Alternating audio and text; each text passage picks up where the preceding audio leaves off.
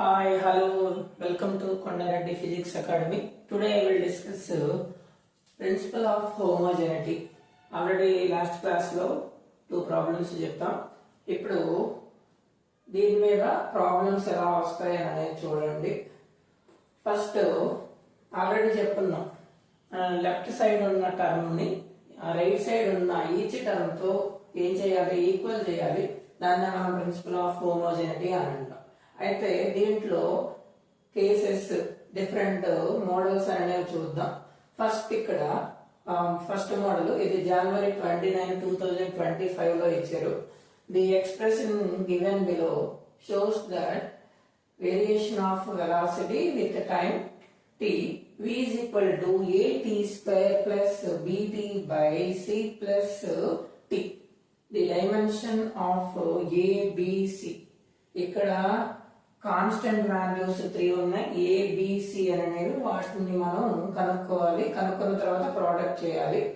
Okay, first మనం ఏం చేయాలి అని అంటే ఎక్కడైతే ప్లస్లు మైనస్లు ఉన్నాయో వాటిని మనం ఏం చేసుకోవాలి, ముందు కాన్స్టెంట్ గా రాసుకుంటున్నాం. కాన్స్టెంట్ గా రాసుకున్నాం అని అంటే ఫస్ట్ ఇక్కడ తీసుకోండి, ఈ వి అనేది ఏటీ స్క్వేర్ కి ఈక్వల్ చేసుకుంటాం. నెక్స్ట్ వచ్చేసి వి అనేది బిటి బై సి ప్లస్ టి కి ఈక్వల్ చేసుకుంటాం. సో అదే కదా చెప్పింది మనం ప్రిన్సిపల్ ఆఫ్ హోమోజెనిటీలో లెఫ్ట్ సైడ్ ఉన్న టర్మ్ ని రైట్ సైడ్ లో ఉన్న టర్మ్ కి ఈచ్ టర్మ్ కి మనం ఈక్వల్ చేయాలి. ఓకే, ఇప్పుడు ఫస్ట్ మనం ఏం చేద్దాం అని అంటే ఫస్ట్ ఈ రెండు చేయాలి అంటే ఫస్ట్ దీన్ని చిన్న ఇక్కడ ఉంది కదా, v equal to A T square plus B T by C plus T అనేది ఉంది కదా. ఫస్ట్ మనం ఏం చేద్దామంటే దీన్ని కంపారిజన్ చేద్దాం. దీన్ని తీసుకోండి, ఇక్కడ ప్లస్ అనేది ఉన్నప్పుడు ఈ రెండింటిని మనం కంపారిజన్ చేసినప్పుడు ఏం చేయాలి అని అంటే కాన్స్టెంట్ గా రాసుకుంటాం. So C is equal to T అనేది రాసుకుంటాం. ఇలా ఉన్నప్పుడు ఎక్కడైనా కూడా ఇలాగే రాసుకుంటాం. So C equal to T. T అంటే ఏంటి, టైం అనేది ఇచ్చారు. సో టైం అనేది ఇచ్చారు కాబట్టి డైమెన్షనల్ ఫార్ములా సి కి క్యాపిటల్ టి అవుతుంది. నెక్స్ట్ ఇప్పుడు మనం ఏం చేద్దాం అంటే కంపారిజన్ చేసుకుందాం. v equal to A T square, next v is equal to B T by C అనేది ఆల్రెడీ మనం కంపారిజన్ చేసేసాము, దానికి రాసుకున్నాం. సో ఇక్కడ మనం ఏం కనుక్కోవాలి, ఇక్కడ ఏ అనే దానికి కనుక్కోండి. A is equal to V by T square. వీకి మనకు తెలుసు కదా, వెలాసిటీకి డైమెన్షనల్ ఫార్ములా తెలుసు, ఎల్ టీ పవర్ -1.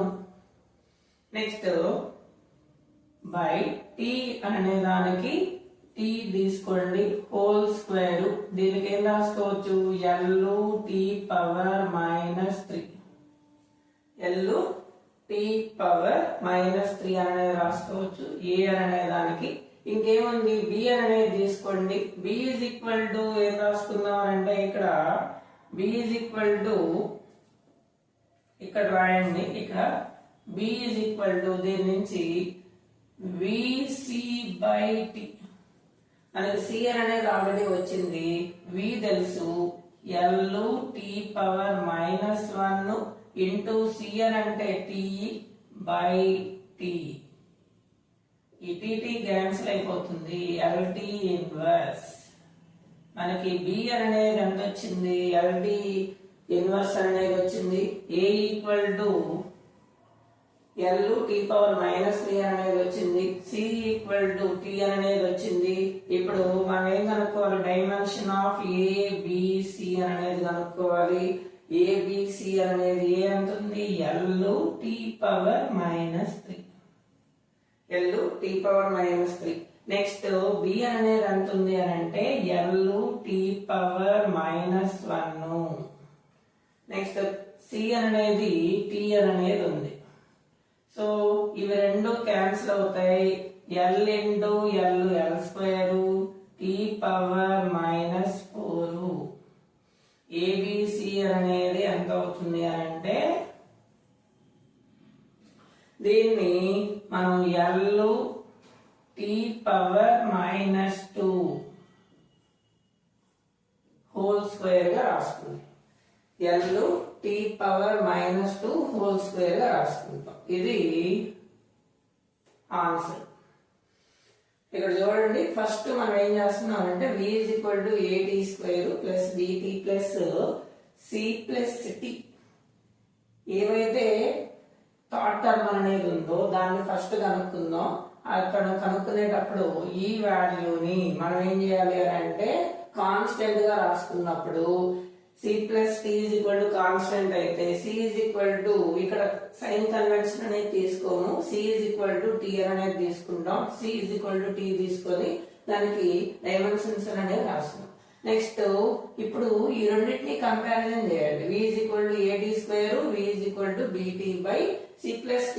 ఇది ఆల్రెడీ రాస్తున్నాం, దీనికి డైమెన్షనల్ ఫార్ములా అనేది తెలుసుకున్నాం, అందుకని ఇలా రాస్తున్నాం. దీని నుంచి a అనేది కనుక్కోండి. నెక్స్ట్ తర్వాత దీని నుంచి v bt c అనే దాంట్లో నుంచి b అనేది కనుక్కోండి. v vc/t అనేది అవుతుంది. అప్పుడు v LT ఇన్వర్స్ అనేది అవుతుంది. a LT పవర్ -3 అవుతుంది. ఇక్కడ ఏం కనుక్కోమన్నాడు, abc అనేది కనుక్కోమన్నాడు. abc a value LT power -3, b value LT inverse, c value t. ఇదంతా క్యాలిక్యులేషన్ చేస్తే మనకి వాల్యూ అనేది L² t power -4. Next second example, ఇది కూడా January 23 లో ఇచ్చారు, 2025 లోనే. The position of A particle moving on a x-axis is given by x of t = a sin t plus b cos² t plus ct² plus d. ఇక్కడ మొత్తం ఎన్ని terms ఉన్నాయనంటే 4 terms అనేవి ఉన్నాయి. a sin t, next b cos² t, next ct² plus d అనేవి ఉన్నాయి. So where t is time, the dimension of a b c by d అనేది మనం కనుక్కోవాలి. ఇప్పుడు మనకు ఆల్రెడీ తెలుసు, ఈ కింద ముందుగానే చెప్తున్నాం, ప్రిన్సిపల్ ఆఫ్ హోమోజెనిటీ అని అంటే దాని మీనింగ్ ఏంటి, లెఫ్ట్ సైడ్ ఉన్న టర్మ్ ని రైట్ సైడ్ ఉన్న ఈచ్ టర్మ్ కి ఈక్వల్ చేయాలి. సో ఫస్ట్ మనం ఏం చేద్దాం అంటే x a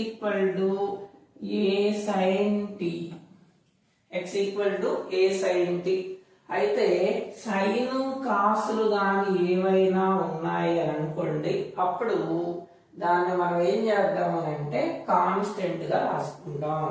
sin t అనేది కాన్స్టెంట్ గా రాసుకుంటాం.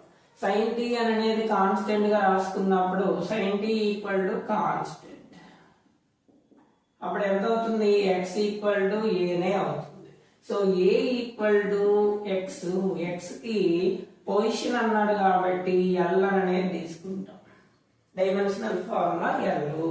నెక్స్ట్ రెండవది వచ్చేసి b అనేది ఉంది కదా, x b cos² t.